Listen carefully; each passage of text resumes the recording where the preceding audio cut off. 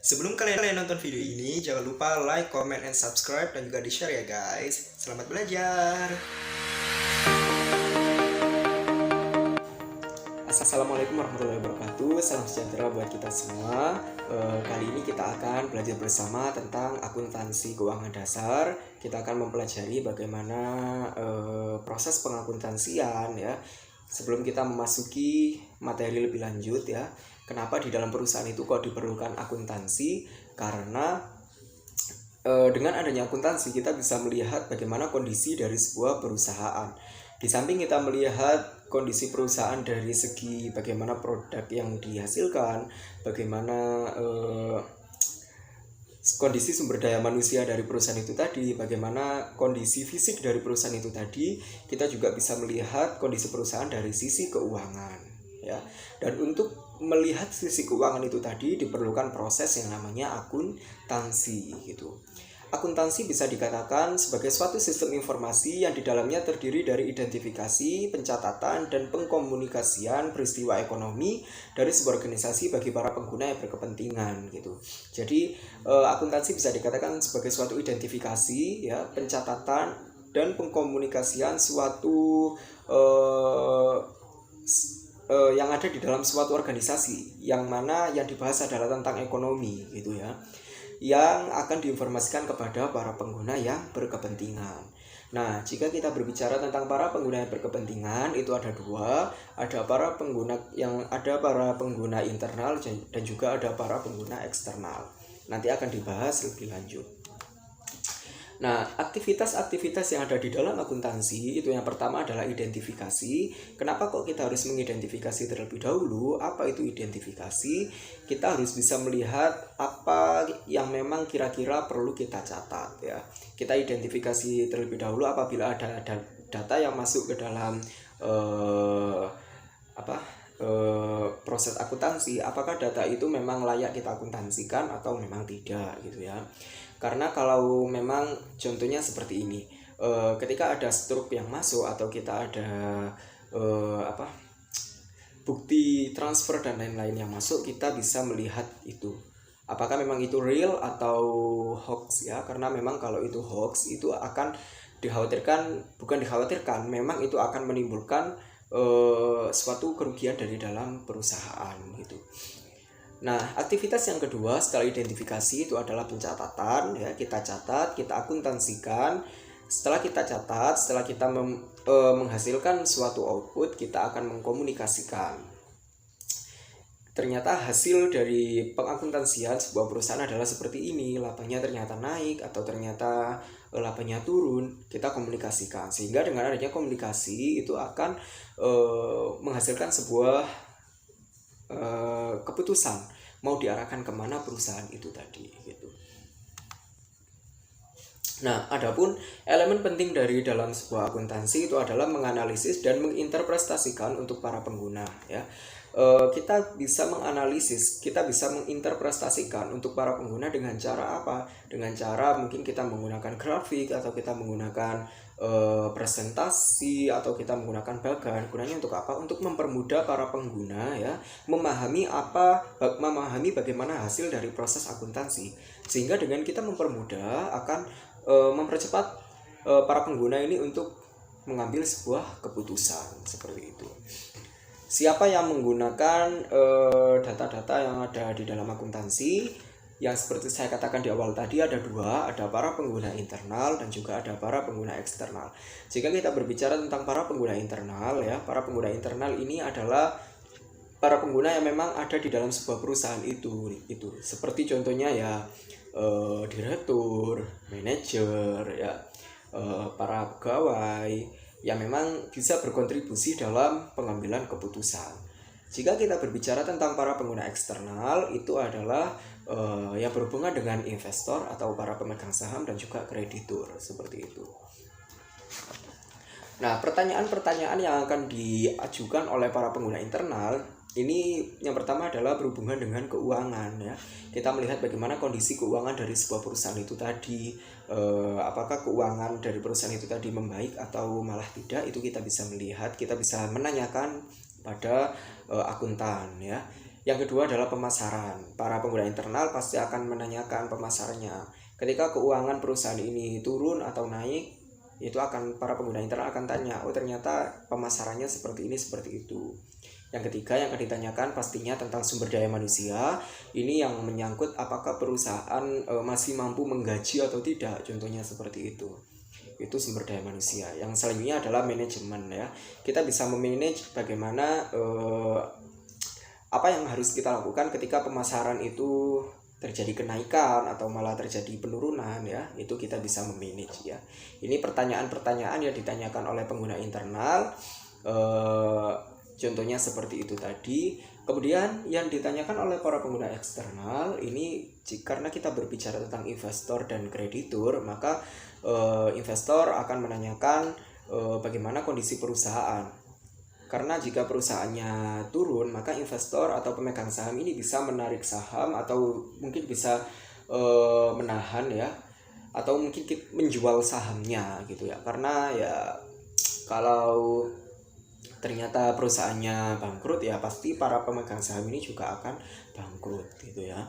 Dan juga para kreditur ya. Kenapa kok kreditur menanyakan? Karena ketika kita berbicara tentang kreditur, maka kita akan berbicara tentang pembelian sesuatu ya, atau pemasok yang memang sifatnya kita membelinya secara kredit, tidak secara tunai.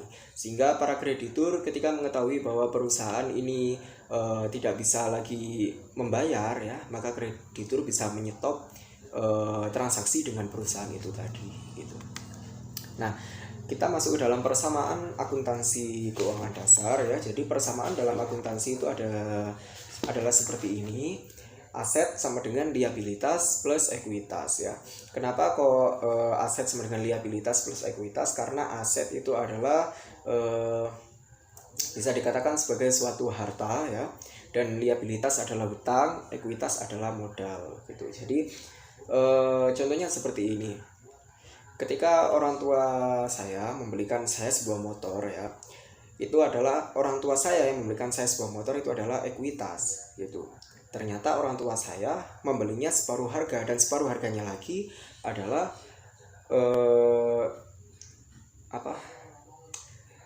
saya harus melunasi gitu loh. Orang tua saya membelikan motor saya secara membelinya itu separuh harganya saya harus melunasi, dan separuh harganya ini kan hutang gitu atau liabilitas.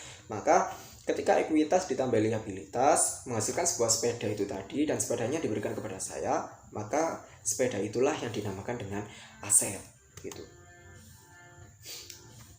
ya. Aset itu banyak sekali ya yang termasuk aset ya, termasuk kas, peralatan, perlengkapan, dan lain-lain. Nanti akan dibahas lebih lanjut. Liabilitas pun seperti itu, nanti akan ada wesel ya, dan banyak lagi. Ekuitas nanti akan ada modal saham, ada saldo laba, ada pendapatan, ada beban, dan juga akan ada dividen gitu. Nah, jika kita berbicara tentang ekuitas, memang sumber utama ya dari dalam sebuah ekuitas itu ada dua. Yang pertama adalah pendapatan, dan yang kedua itu adalah investasi. Ini sumber utamanya. Pendapatan dari mana? Pendapatan ya dari bagaimana perusahaan ini menjual sebuah produk, itu akan menghasilkan pendapatan ya. Ini sangat bergantung sekali. Perusahaan sangat bergantung sekali pada pendapatan. Dan yang kedua adalah investor ya, atau para pemegang saham. Karena kalau memang perusahaan meskipun sudah mempunyai aset, tidak ada yang akan menyuntik modal, ini tidak akan bisa berjalan perusahaan ya. Nah, adapun yang menyebabkan penurunan ekuitas itu yang pertama adalah dividen ya. Dividen ini bisa dikatakan suatu imbalan yang diberikan kepada perusahaan, kepada para pemegang saham yang telah memberikan modalnya kepada perusahaan. Ini akan menjadikan suatu penurunan dalam ekuitas ya. Dan yang kedua adalah beban ya. Beban adalah penurunan dalam ekuitas yang berasal dari operasi perusahaan. Contohnya ya beban gaji, beban sewa, itu yang dinamakan dengan beban. Ya. Transaksi adalah peristiwa ekonomi perusahaan yang dicatat oleh para akuntan ya. Jika berbicara tentang transaksi, ini memang peristiwa ekonomi, peristiwa yang berhubungan dengan keuangan yang memang ini dicatat oleh para akuntan ya. Yang mencatat akuntansi itu namanya akuntan ya. Jika kita berbicara tentang transaksi, ini ada dua, ada transaksi eksternal dan transaksi internal ya. Transaksi eksternal ini adalah transaksi yang memang berhubungan dengan pihak perusahaan luar, contohnya transaksi dengan para kreditur ya, itu transaksi eksternal. Jika kita berbicara tentang transaksi internal, ini berbicara tentang transaksi dengan lingkungan dalam perusahaan, contohnya ya transaksi pembayaran gaji dengan karyawan dan lain-lain, itu transaksi internal. Ya. Nah, di dalam proses pencatatan ya, atau ya di dalam proses pencatatan ini memang tidak semuanya dicatat, maka dari itu ada yang namanya identifikasi. Jadi seperti ini contohnya ya. Contoh kita membeli aset kursi, peristiwanya membeli aset ya, membeli kursi, maka para akuntan harus mengidentifikasi terlebih dahulu ternyata ini adalah pembelian sebuah aset yang secara kreditur atau secara tunai ya, maka ini perlu pencatatan ya.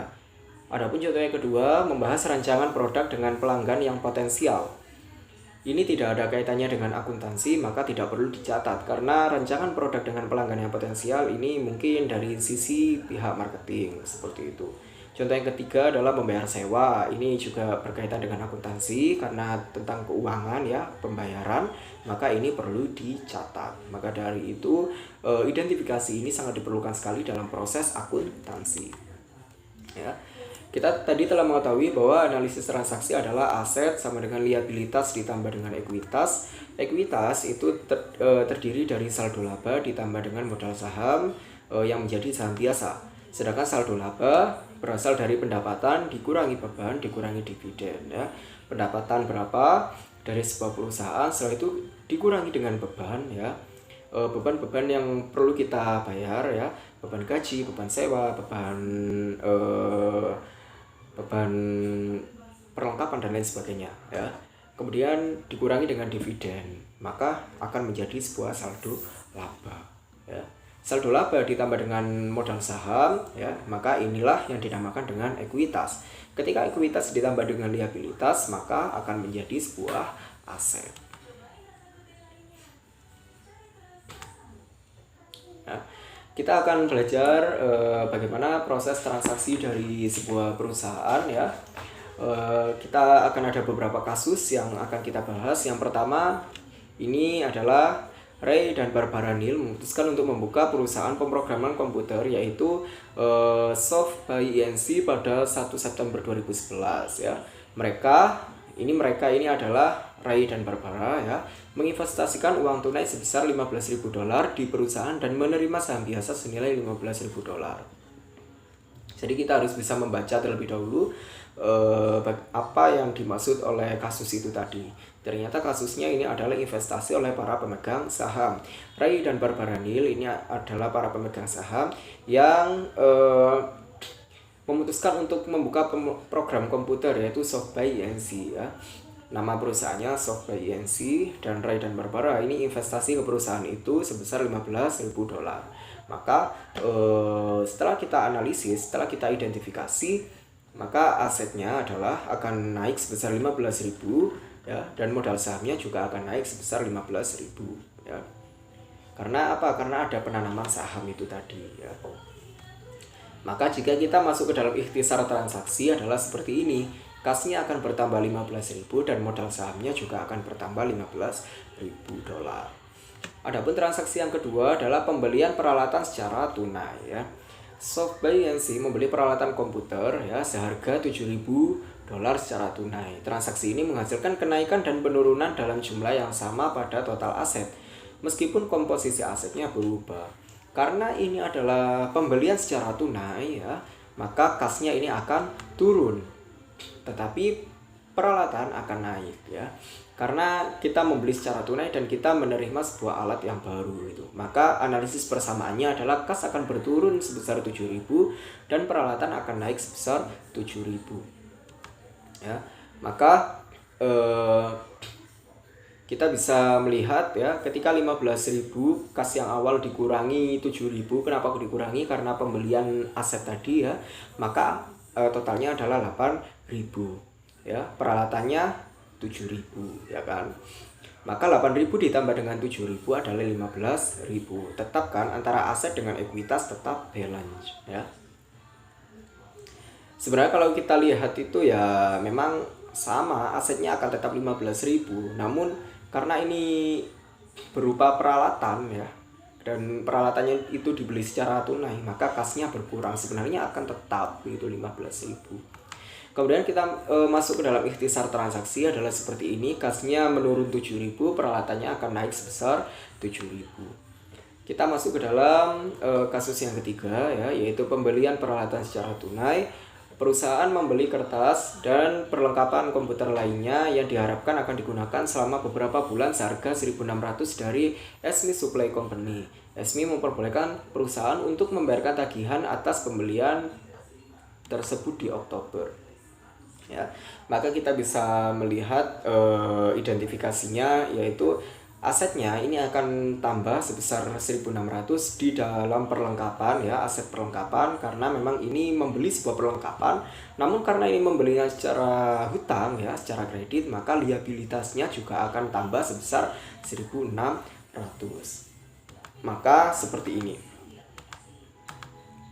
Nah, kasnya tadi tetap ya 8.000, kemudian perlengkapan ya naik sebesar 1.600 ya karena membeli perlengkapan.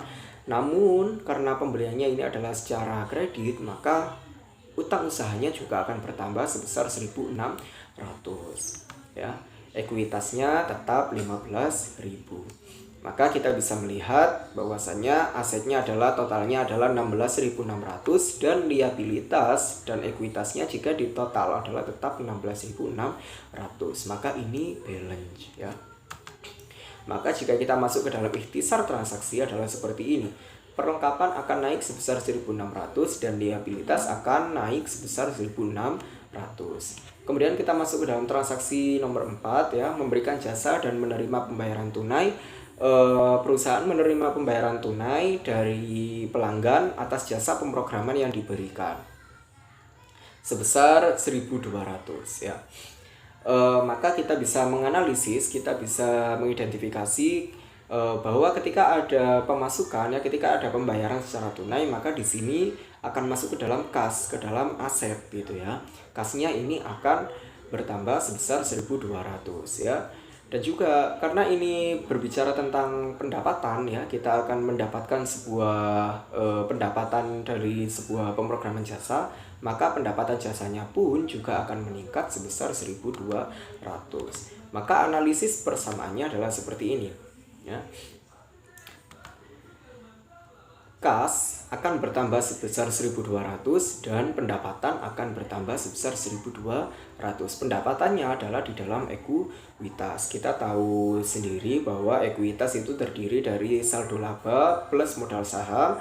Saldo laba didapatkan dari pendapatan dikurangi beban dikurangi dividen ya.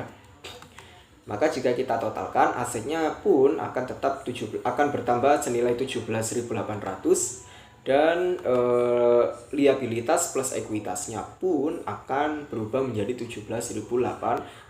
Maka ini terjadi balance ya. Maka kita masuk ke dalam ikhtisar transaksi ya. Kasnya pun akan bertambah 1.200, pendapatannya pun akan berubah sebesar masuk ya, naik sebesar 1.200. Kemudian kita masuk ke dalam transaksi nomor 5, membeli iklan secara kredit ya. Perusahaan menerima tagihan sebesar $250 dari Daily News untuk iklan, tetapi menunda pembayaran sampai tanggal berikutnya. Ya. Maka kita menganalisis terlebih dahulu ya. Analisisnya bagaimana, identifikasinya bagaimana ya. Ternyata di sini perusahaan menerima tagihan dari Daily News gitu loh. Perusahaan ini membuat iklan di Daily News ya, secara hutang gitu loh. Sebesar $250 maksud saya. Tetapi perusahaan menunda pembayaran sampai tanggal berikutnya. Nah, karena ini perusahaan menunda sampai tanggal berikutnya, maka ini akan menjadi sebuah beban ya. Dan judulnya adalah beban iklan karena yang dibahas adalah tentang iklan. Maka utang usahanya naik sebesar 250 dan Ekuitas turun sebesar 250 karena beban iklan ya. Maka analisis persamaannya adalah seperti ini ya. Liabilitasnya ini akan bertambah sebesar 250 ya, dan ekuitasnya di bebannya juga akan berkurang sebesar 250. Maka jika kita total liabilitas plus ekuitasnya pun ini akan tetap ya, 1600 dikurangi 250 ditambah 1250, maksud saya adalah 1850 ditambah 15.000 ditambah 1200 dikurangi beban sebesar 250, maka hasilnya adalah 17.800. Sama kan antara aset dengan liabilitas dan ekuitas. Maka jika kita masuk ke dalam ikhtisar transaksi adalah liabilitasnya naik sebesar 250 dan saldo labanya akan turun sebesar 250. Memasuki transaksi yang keenam ya, jasa yang diberikan secara tunai dan kredit. Ya, SoftBank INC memberikan jasa pemrograman seharga 3.500 untuk para pelanggannya. Perusahaan menerima kas sebesar 1.500 dari pelanggan dan menagihkan sisanya sebesar 2.000 secara kredit. Di sini perusahaan memberikan jasa kepada seseorang dengan harga sebesar 3.500, namun dibayar 1.500, kan sisa 2.000 yang masih utang ya. Maka di sini kasnya akan naik sebesar 1.500 ya. Piutang ya. Piutang ini juga apa itu piutang? Piutang adalah piutang berbeda dengan hutang ya. Ketika kita berbicara tentang hutang, maka kita mempunyai hutang ke pihak lain. Namun ketika berbicara tentang piutang adalah pihak lain mempunyai hutang kepada perusahaan kita. Itu yang dinamakan dengan piutang ya. Piutangnya sebesar 2.000 dan pendapatan jasa naik sebesar 3.500. Kenapa kok masuk ke dalam pendapatan jasa? Karena memang ini perusahaan memberikan jasa. Gitu loh. Maka analisis persamaannya adalah seperti ini ya. Kasnya akan bertambah 1.500 ya. Piutang usaha ini termasuk aset juga ya. Asetnya juga bertambah 2.000 karena piutang usaha 2.000 itu tadi. Dan pendapatan ini akan bertambah sebesar 3.500 karena ada pendapatan yang masuk. Maka jika kita total akan sama ya, yaitu $21.300. Antara liabilitas dan ekuitas dan aset ini balance. Maka jika kita masuk ke dalam ikhtisar transaksi adalah seperti ini ya. Asetnya bertambah ya, kas bertambah 1.500, piutang usaha bertambah 2.000, pendapatan bertambah 3.500. Setelah itu kita masuk ke dalam transaksi nomor 7 yaitu pembayaran beban. Perusahaan membayar beban-beban berikut secara tunai selama bulan September. Yang pertama sewa sebesar 600, kemudian gaji sebesar 900 dan utilitas sebesar 200. Maka karena ini berbicara tentang secara tunai ya, maka ini otomatis kasnya pun akan berkurang. Kita total ya, sewa ditambah upah ditambah utilitas itu totalnya berapa? Ternyata totalnya adalah 1.700. Maka kasnya akan turun sebesar 1.700 dan beban pun seperti itu. Maka analisis persamaannya adalah seperti ini ya. Kasnya turun 1.700 dan bebannya pun akan turun sebesar 1.700. Maka total asetnya adalah 19.600 dan total liabilitas dan ekuitasnya pun akan 19.600, akan tetap balance ya. Maka ikhtisar transaksinya adalah seperti ini. Kas berkurang 1.700, saldo laba maksud saya beban ya, ini pun akan berkurang sebesar 1.700. Memasuki transaksi yang ke-8, pembayaran utang usaha. Ini membayar tagihan dari Daily News sebesar 250 yang tadi. Maka karena ini membayarnya secara tunai, maka liabilitasnya akan berkurang dan kasnya pun akan berkurang sebesar 250. Maka analisis persamaannya adalah seperti ini.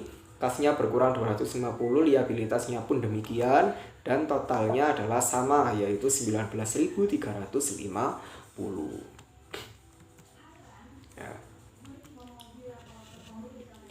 Kemudian kita masuk ke dalam ikhtisar transaksinya adalah seperti ini. Kasnya berkurang 250, liabilitasnya pun akan berkurang 250. Kemudian masuk ke dalam transaksi nomor 9, menerima kas dari pelunasan piutang ya.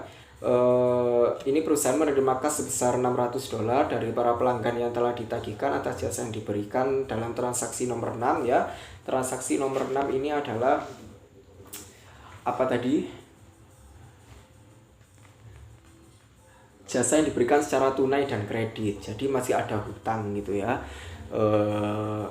Ternyata piutangnya ini dilunasi gitu loh ya, maka kasnya akan naik sebesar 600, dan piutangnya karena dilunasi maka piutangnya akan turun sebesar 600.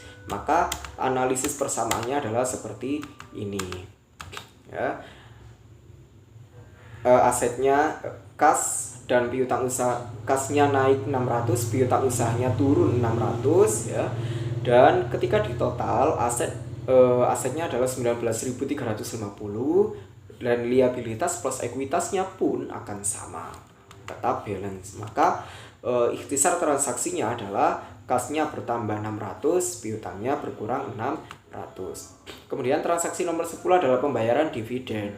Perusahaan membayarkan dividen sebesar 1.300 secara tunai ke Ray dan Barbara Neal, para pemegang saham Softbuy Inc.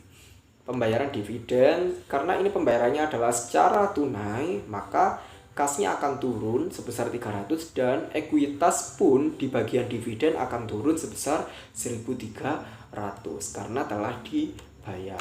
Maka analisis persamaannya adalah seperti ini. Kasnya turun 1.300, dividen pun akan turun 1.300. Maka totalnya adalah 18.050. Antara aset, liabilitas, dan ekuitas tetap balance. Maka ikhtisar transaksinya adalah seperti ini. Kasnya berkurang 1.300, dan dividennya pun akan berkurang 1.300. Nah, kita bisa melihat ya, asetnya totalnya adalah 18.050, dan liabilitas dan ekuitasnya adalah 18.050. Jadi bisa disimpulkan bahwasannya ya, aset itu adalah liabilitas ditambah dengan ekuitas. Mungkin itu saja materi kita kali ini ya. Nanti akan disambung lagi di pertemuan-pertemuan yang akan datang. Terima kasih. Wassalamualaikum warahmatullahi wabarakatuh.